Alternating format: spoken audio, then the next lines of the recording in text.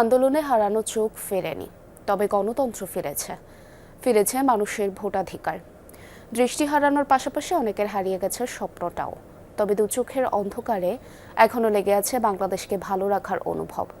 দৃষ্টিশক্তি হারানোদের সরকার চিকিৎসা সহায়তা দিলেও গুরুতর আহতদের বিদেশে পাঠানোর দাবি জুলাই যোদ্ধাদের। আহমেদ রেজার প্রতিবেদনে বিস্তারিত। সিলন টি রপ্তানিতে শীর্ষে।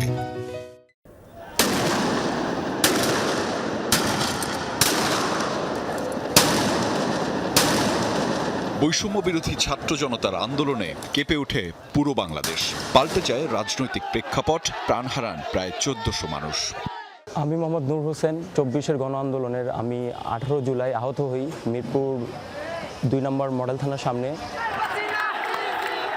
আহতের সংখ্যাও কয়েক হাজার।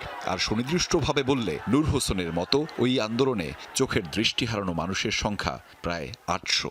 মিরপুরে আন্দোলনের সময় ২৪-এর ১৮ জুলাই পুলিশের আক্রমণে আরেকজনকে বাঁচাতে গিয়ে ডান চোখে স্প্লিন্টার লাগে তার।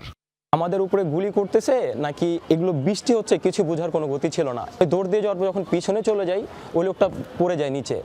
তো আমারও মনুষ্যত্ব বাধা খেলো যে জিনিসটা যদি আমি চলে যাই, ওনাকে যদি পাই, ওনাকে তো নাই কী করবে আল্লাহ ভালো জানে।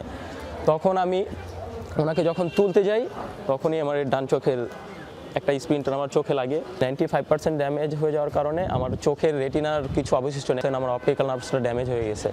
এই চোখে দেখার সম্ভব না, এমনকি চোখটা তুলে ফেলতে হতে পারে। একই দিনে রাজধানীর মেরুলবাড্ডায় আন্দোলন চলাকালীন স্প্লিন্টারের আঘাতে বাম চোখ আক্রান্ত হয় তানভীর হাসান তুষারের। এখনও চোখে স্প্লিন্টার বয়ে বেড়াচ্ছেন তিনি। কানাডা ইউনিভার্সিটির থেকে যে হেলিকপ্টার দিয়ে পুলিশকে উদ্ধার করা হয় ওই দিন 18 জুলাই। কানে এই জায়গায় বুলেটটা এখনো দেখা যায়, মানে দেখা যায় এদিক দিয়ে ঢুকে ওইদিকে আটকে আছে। তো আমি ফ্রেন্ড দিকে তাকাতে ও বলতেছিল, কাকা তোর মনে চোখে লাগছে। তো চোখে লাগছে বলাতে আমি বাম চোখে হাত দিছি, হাত দিয়ে দেখি যে চোখের লেভালেও একটা অংশ আর কি। তো লেভালে যে সময় অংশটা আমার হাতে লাগে, তারপর আমি জাস্ট ওরে আক্স করছিলাম যে কাকা বেশি কিছু হয়েছে বলাতে ও বলতেছে না তেমন কিছু হয় নাই, তোরা ইমার্জেন্সি হসপিটালে নিতে হবে। শুধুমাত্র স্বৈরাচার ও ফ্যাসিবাদ মুক্ত বাংলাদেশ ও বৈষম্যের অবসান ঘটাতেই তাদের লড়াই ছিল। ছাত্র জনতার ত্যাগে কতটা মিলল সেই মুক্তির স্বাদ। সরকার যদি আরও সজাগ দৃষ্টি রাখতে পারতো বা তাৎক্ষণিক যদি ট্রিটমেন্টটা আমরা যদি আরও দ্রুত পেতাম, তাহলে হয়তো আমাদের চোখটা বেঁচে যেত, হয়তো অনেকে দেখতে পারতো। তো সরকার এখানে আরও জোরালো ভূমিকা রাখার দরকার ছিল। মানুষের যেই আশা আকাঙ্ক্ষা এগুলা যাতে সরকার পূরণ করতে পারে, এবং আমাদের সবচেয়ে জুলাইয়ের যেই ম্যান্ডেটটা ছিল সবচেয়ে বেশি ওটা জুলাই সনদটা যেন সরকার বাস্তবায়ন করে। গবেষণা বলছে আন্দোলনে চক্ষু বিজ্ঞান ইনস্টিটিউট ও ন্যাশনাল ইনস্টিটিউট অব অপথ্যালমোলজিতে চিকিৎসা নেন হাজারের মতো আহত।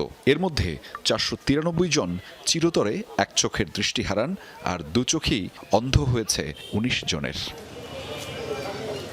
গুরুতর আহতদের উন্নত চিকিৎসা প্রদানে সরকারকে আরও আন্তরিক হওয়ার আহ্বান আহতদের।